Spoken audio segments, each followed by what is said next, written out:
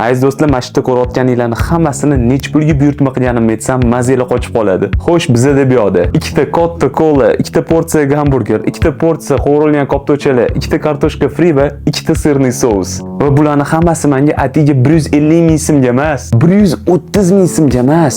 Mayli, sizlarniki ham marki ham emas, 120 ming so'mga emas. Mayli, uje vashi bo'lib ketdi, 110 ming so'mga emas, 100 mingga emas, 90 mingga emas.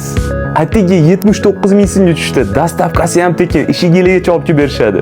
Hozir qanaqa qilib zakaz qilishni o'rgataman. Buning uchun Yandex.Go ilovasiga kirib, YEDA bo'limiga kiramiz. Bu yoqdan KFC ni tanlaymiz. Bu yoqdan Yandex Combo aprel 1 dan 2 porsiya tanlaymiz. Ko'rayotganinglarda narxi skidka bo'layotgani uchun 109.500 so'mga tushyapti. Lekin pastga tushirganinglarda hali promokod degan joyga mana promokodimni kiritganinglarda sizlarga atiga 79.500 so'mga tushadi.